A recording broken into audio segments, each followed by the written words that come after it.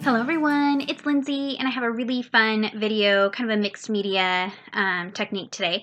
So I have all of these Heidi Swapp Color Shine sprays and I had picked them up from my Joann's. It was moving locations and they were really discounted and I was excited to use them and then discovered that they bleed through my Bible pages. So I've been on a mission trying to find some different ways that I can use these because the colors are just gorgeous.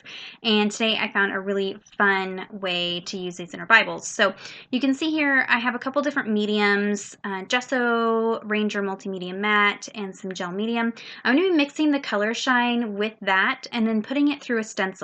These are stencils I created using some of these dividers, plastic dividers, and I run them through my Silhouette Cameo machine. You could use just store-bought stencils also. I think this teal color and this mermaid scallop would be super fun together, so I need to find a project to use those on. But kind of the trick with this is to make sure that you're using a stencil that's really thin. That's why I like cutting these out of these plastic dividers, but you can find plenty of different stencils on the market that should work with this technique. And if you have a Silhouette Cameo, I will go ahead and link in the description bar down below to my blog where I'll have the settings that I used. So here in the back of my Bible, I tested out some of the different mediums just to make sure that they were translucent and see which one I liked best. So that coral is the multimedia matte. The mint is the clear gesso, and the pink is this gel medium. The gesso is just too liquidy. It runs underneath the stencil and you don't get a good impression. But these other two, the multimedia matte and the gel medium, seem to work really well. You get a little bit shinier of a finish with the gel medium, even though it's matte, but they both work good. You can see nothing bleeds through to the back of the page. You have a little bit of shadowing, but no bleed through. And they are still sheer and translucent to where you can see the lettering underneath the stenciling. So that's an issue that I have with using texture paste, is it's opaque, and so you can't apply it over the words of or the text of your Bible. And so I was trying to find a way to add some color and some dimension but still be able to read the words. So today I'm working in Psalm 94 verses 18 and 19.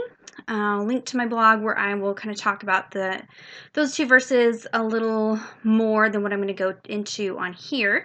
The video is just going to be kind of on the art technique that I'm using. So I have this cross stencil that I created.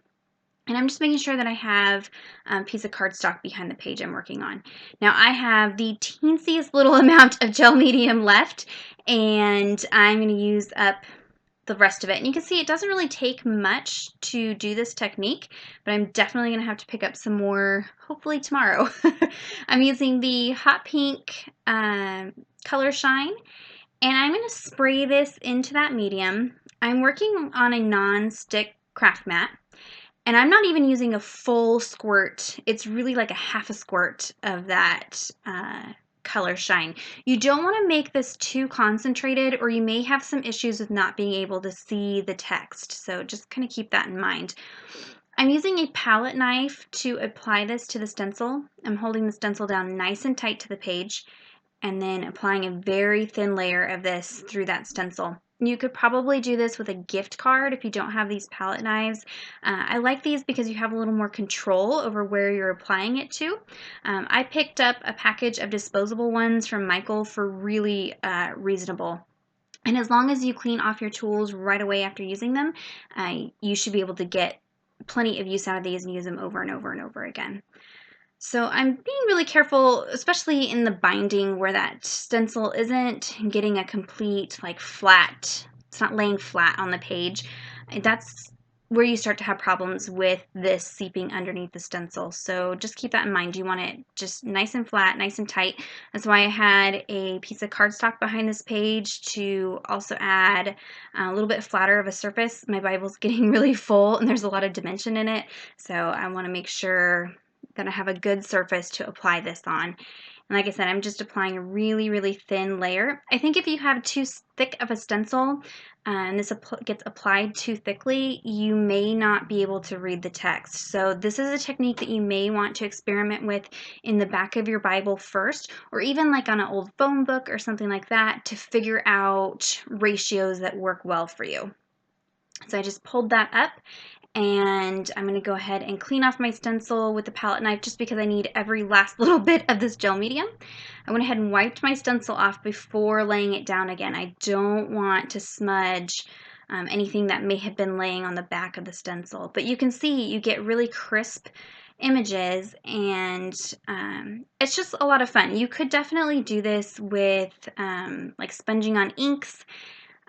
You wouldn't be able to use your acrylic paints and stuff like that through a stencil over your text. It wouldn't be translucent. So this was just a fun way to add some texture, add some color to the background, and still be able to see the text. This isn't nearly as raised as texture paste, but you do still have a little bit of a texture from this matte gel medium. I'm going to lift this up here so you can see here. You can completely see every one of those words, no problem at all, and you're still getting just this really, really rich, beautiful, vibrant color from the Color Shine. So that's it for the background. I'm going to go ahead and start working on the side here. I pulled out a bunch of different products from Illustrated Faith. This is not a sponsored video. I just have a lot of their products that I need to use up. So I'm going to add in some little dot details with my Faber-Castell big brush pen in black. I'm just wanting to pull in a little bit of black into this page to add some contrast. And I'm going to do that through some alpha stickers and things like that here in a minute. All of these paper pieces are from like 3 different die cut sets from Illustrated Faith. And so I'm not sure which ones came from which. I just put them all in a box together. But first, before I adhere them, I'm going to take some black soot distress ink and a blending tool and just dab on or brush on some black ink around the edges. This is just going to add some contrast so these pieces stand out away from that busy background. Normally I outline my pieces with a pen, but I didn't really want to be writing over that gel medium too much. It does clog up your pens. Even if it's really, really dry, it can ruin your pens, so just be careful with that. So I went ahead and applied that to all the different paper pieces just around the edge. And I'm just going to take a permanent adhesive runner and start attaching all of these pieces down to the page, just being sure not to cover up any of the text. And I am letting some of these larger pieces hang off of the edge just to add some more interest to the page and just have it look a little more finished and seamless. I'm going to flip this over and trim off any of the pieces hanging over. And you can see here that stenciling does not bleed through. There is some shadowing, but it does not actually bleed through. And it's okay because this kind of gives you a basis for a page on the back. You could have a really muted background on this other page with that. Now I'm going to go ahead and take some different alpha stickers, and these are the homespun alphas. And I'm going to spell out "Calm My Anxious Heart" in the margin here. I know this page is probably looking really busy about now. I'm going to add in even a little bit more, but I think that's just kind of goes with what our heart looks like when it's anxious. It may not be bad things, it may be really pretty fun things, but it still just gets very overwhelming and cluttered, and that's okay. So I'm going to go ahead and outline all of these alpha letters with a fine tip black pen. I did hit these with my heat tool just to really make that adhesive stick really well. I have an issue with my alpha stickers not wanting to adhere super well, and so when I go to outline them, they're wanting to move and shift all over the place. So if I just hit it with my heat tool, then they seem to stick a little better.